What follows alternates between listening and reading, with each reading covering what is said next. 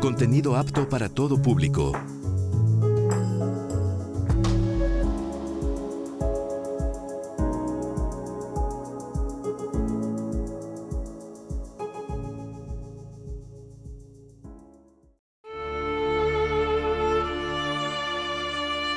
La guerra ha dejado miseria, hambruna, enfermedad y muerte en Europa y en el Pacífico. Según las estimaciones históricas, 12 millones de muertos, militares y civiles. La cruel posguerra cobrará aún muchas vidas. Algunos países sacaron raja política de esta devastación para imponer su proyecto político en los países libres. El mundo jamás olvidará. Al final, el mundo jamás olvidará los holocaustos, los campos de concentración nazis, las bombas atómicas sobre Japón.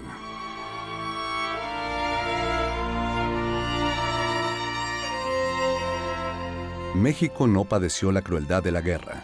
Apoyó a los Estados Unidos con un ejército de braceros legales que sustituyeron temporalmente a los jóvenes obreros y campesinos reclutados, y con un escuadrón militar, el 201, que combatió valientemente en las islas del Pacífico.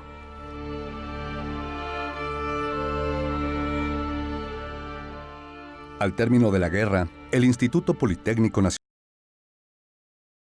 construye su propio estadio deportivo, El Salvador Camino Díaz. Mientras tanto, el equipo politécnico juega la Liga Mayor en el Estadio Nacional. Ahí, de las manos del padre Lambert, ganará su primer campeonato en 1945 contra los Pumas de la universidad. Por primera vez en la historia de este deporte en México, el equipo ganador enciende antorchas en su tribuna iluminando el estadio.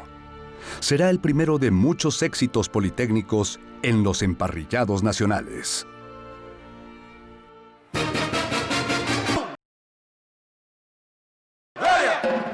A la cachi cachi porra, porra. A la cachi cachi porra, porra.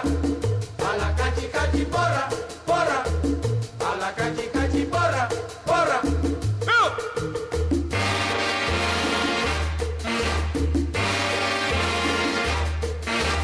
Ping pong porra, ping pong porra.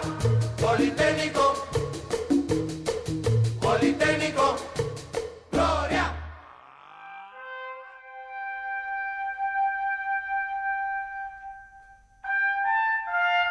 En 1946, el mundo hace un recuento de los daños. Los oficiales nazis que han sido arrestados enfrentan juicios políticos en los procesos de Nuremberg.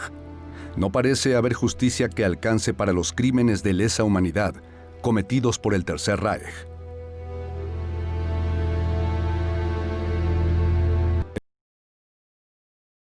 En México, la elección presidencial da como ganador al licenciado Miguel Alemán Valdés, egresado de la carrera de Derecho de la UNAM. Es el primer presidente civil, es decir, no militar, posterior a la Revolución. Toma posesión el 1 de diciembre de 1946. Inicia una etapa de modernización y urbanización sin precedente en el país.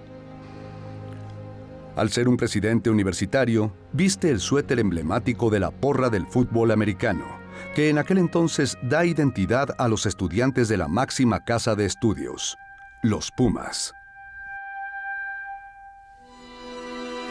Aunque los burros blancos del Politécnico son los campeones del 45, los Pumas se coronan en 1946.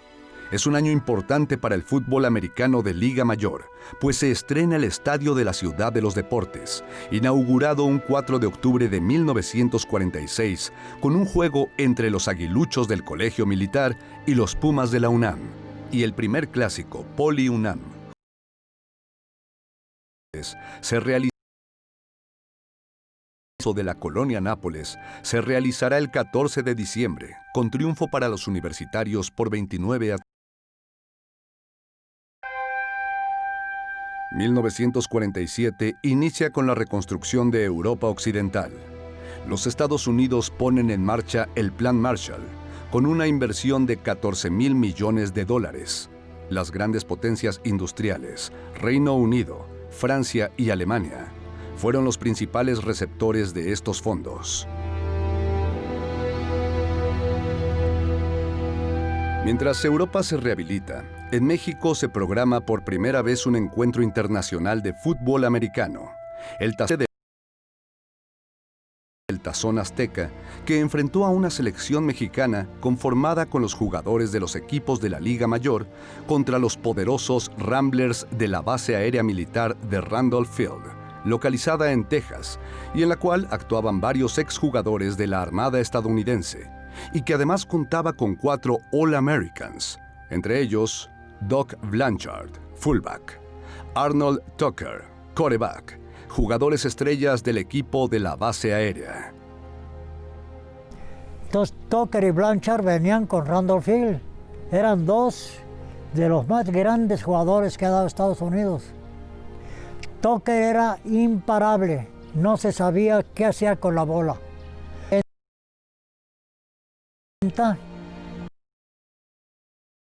En cámara lenta y hacía engaños, le metía la bola en el estómago a Blanchard y de ahí no sacaba la bola, se la disparaba al contrario, le metía al lado contrario, le metía la bola y la disparaba y se la llevaba por la espalda. No se sabía quién llevaba la bola y era un gran corredor. De los 8 hermanos de la familia Tepichín, los 8 jugaron en el Politécnico en diferentes categorías.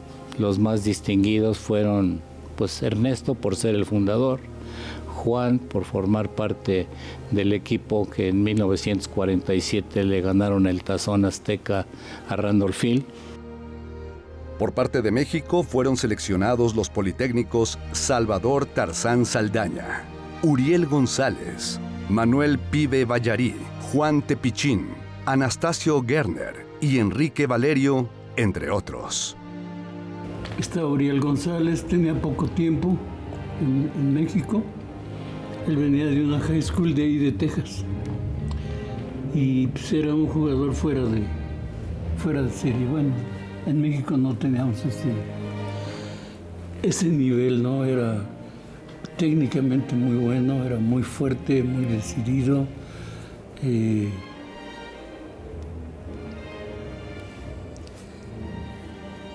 Pues era excepcional ahí en México. Había jugadores sensacionales, imparables, como Uriel González, que había jugado en Estados Unidos durante su juventud y se vino a México. Lo trajo el equipo de básquetbol de Chihuahua, los Dorados de Chihuahua. Y lo metieron al Politécnico. Y este gran jugador que fue Uriel González ingresó al Politécnico y debutó de manera sensacional. Era un gran jugador Uriel González. Los 4 burros galopantes fue un bautizo de Miguel Tomasini, un periodista muy destacado de aquel tiempo. Nos puso los 4 burros galopantes. Se formó un cuarteto en el backfield, que era Rodolfo de León, fullback, Manuel Pibe Ballarí, Eduardo Elizondo y su servidor. De León era, en ese tiempo,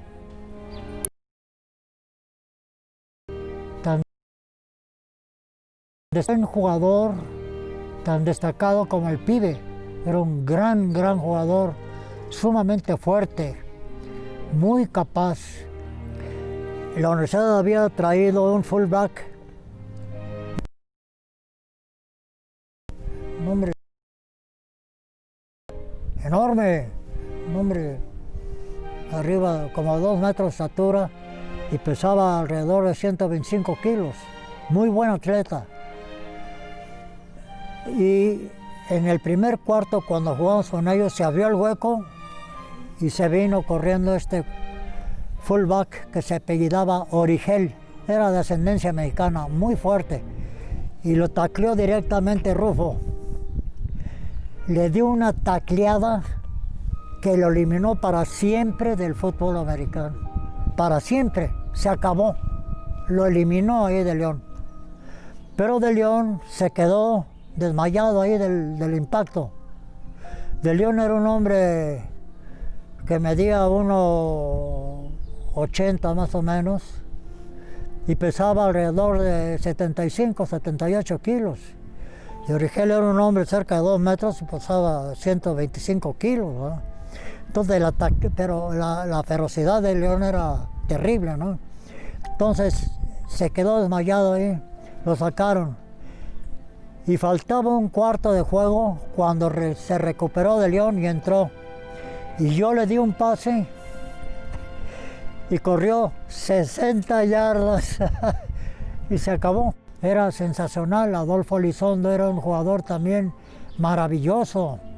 Era un jugador que era un jugador, un atleta preparado en pista y campo. Y en su tiempo corría los 100 metros abajo de los 11 segundos. Y estamos hablando de 1900, en los 40. En 1955, Estados Unidos rompe el récord de los Juegos Olímpicos con 11 segundos. O sea, 12, 13 años después de la época en que nosotros estamos jugando.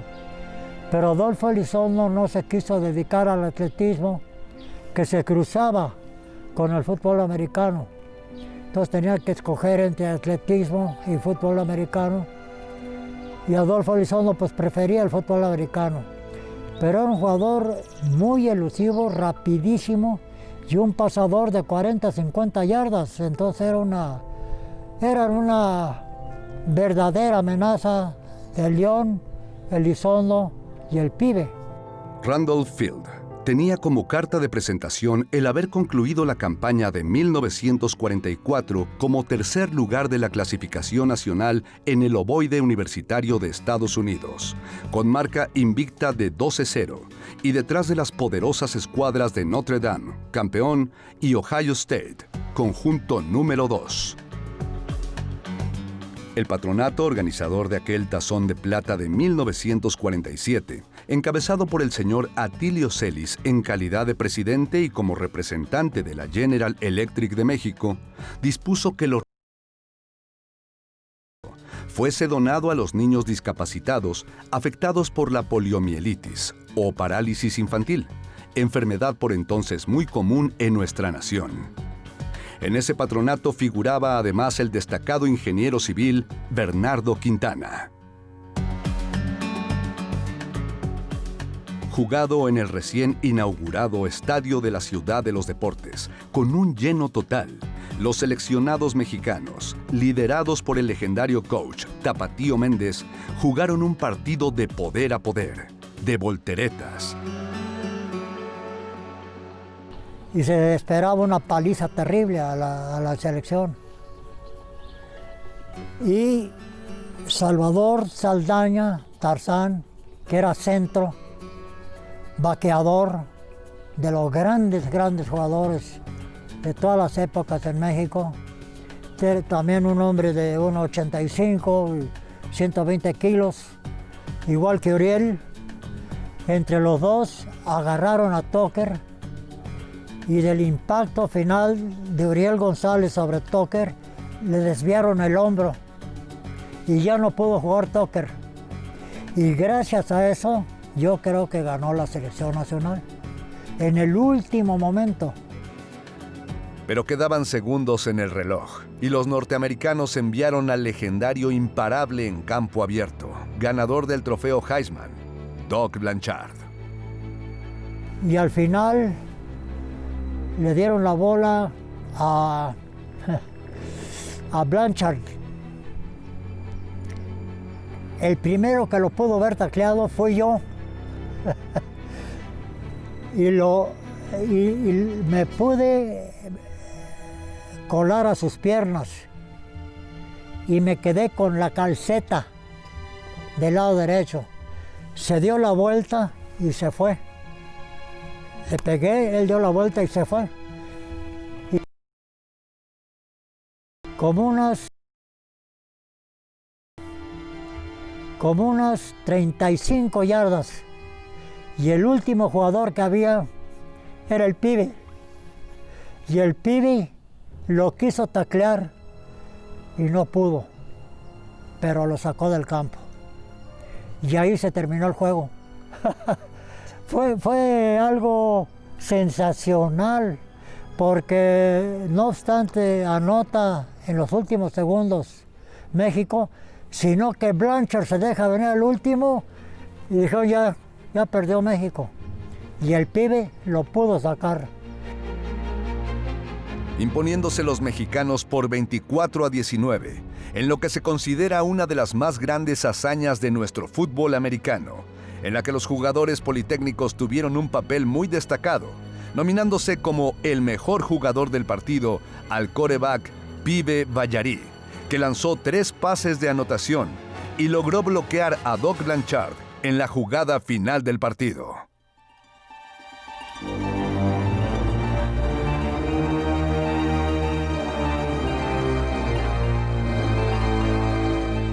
Poco a poco vamos pacificando al país. Es otra estrategia. Es trabajar de día y de noche para garantizar la seguridad de nuestro pueblo. Es atender a los jóvenes que tengan posibilidad de estudiar, de trabajar. Y algo muy importante, que ya no sea la delincuencia la que gobierne en México. Nunca más García Lunas en el gobierno. Segundo informe, Gobierno de México.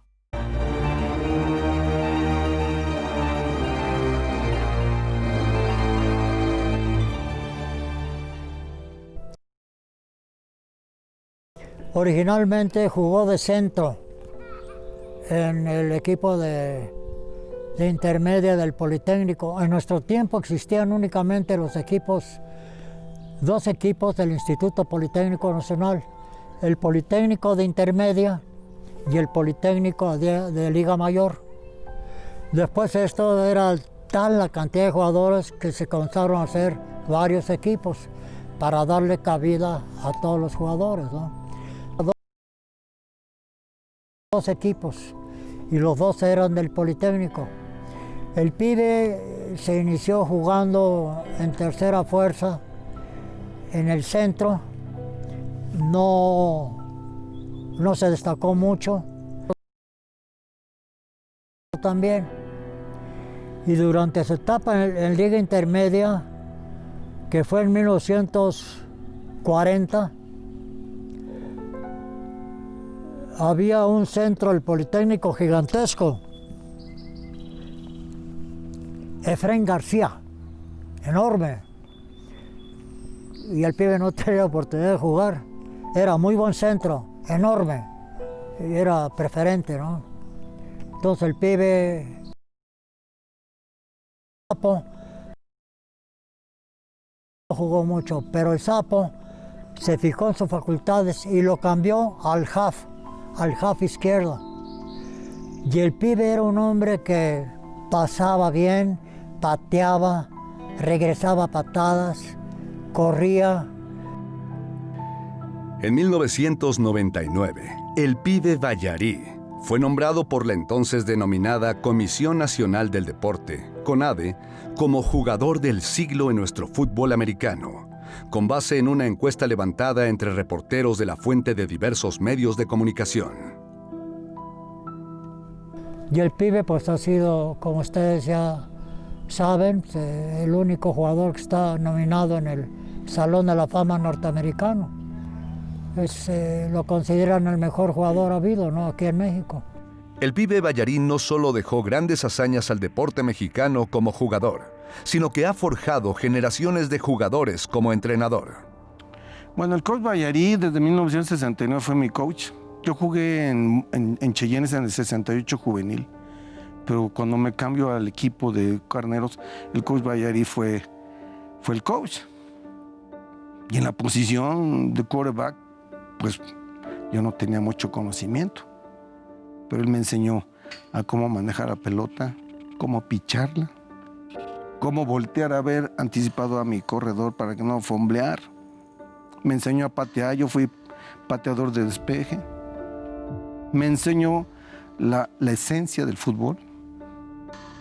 Y bueno, pues todavía me acuerdo muchas cosas, anécdotas, porque además fue alguien más que un entrenador. Fue como un padre adoptivo, porque le confiaba cosas y él me daba consejos y me enseñó lo que era el fútbol en sí, que de alguna manera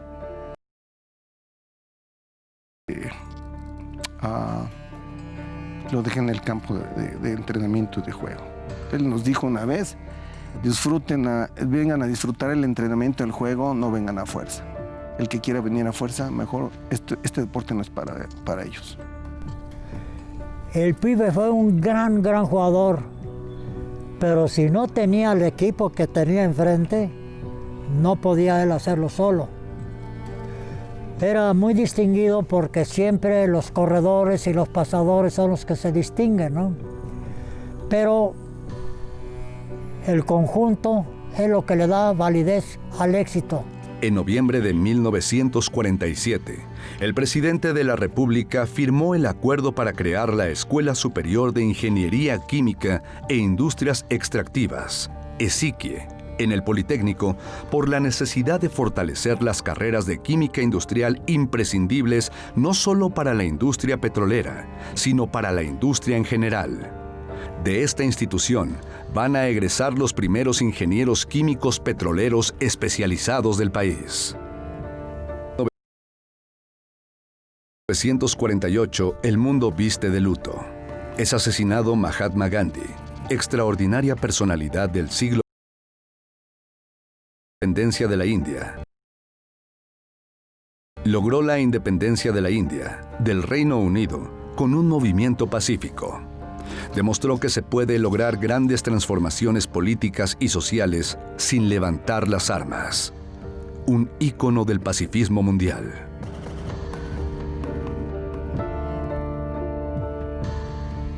Una noble aspiración en un mundo aquejado por cruentas guerras. En Medio Oriente, un 14 de mayo se declarará el Estado de Israel con apoyo de las Naciones Unidas y los Estados Unidos, lo que desencadenará la protesta política y armada de Palestina y los países árabes. Una región que estará siempre expuesta al conflicto armado y al moderno terrorismo.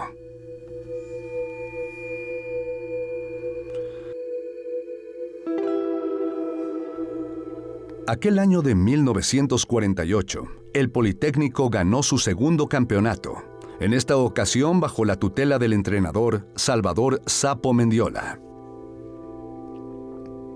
El padre Lambert había llegado a la institución politécnica cuando el Sapo Mendiola había renunciado a comandar a los Burros Blancos.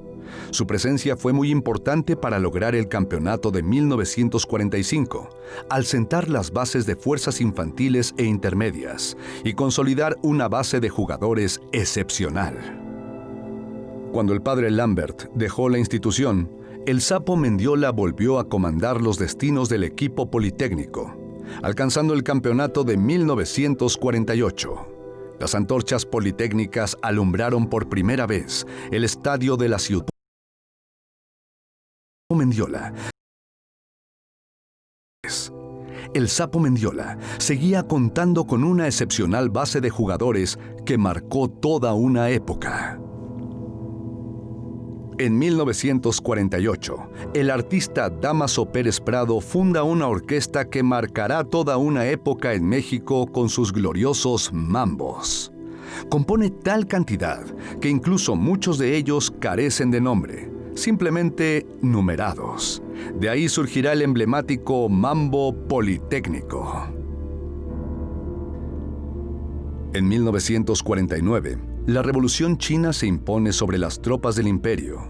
El líder Mao Zedong declara el nacimiento de la República Popular China un 1 de octubre y se alía al bloque soviético. El comunismo internacional avanza. La supuesta Guerra Fría se calienta cuando la China comunista apoya a la insurrección coreana, con respaldo de la Unión Soviética. Los Estados Unidos apoyan a las facciones coreanas democráticas, desembarcando en la península en 1950. Se inicia así una guerra emblemática de la lucha por el poder mundial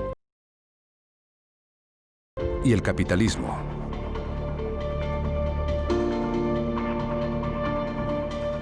El 5 de junio de 1950 se pone la primera piedra de lo que será la ciudad universitaria. Mientras tanto, las instalaciones politécnicas, casi concluidas, siguen en desarrollo.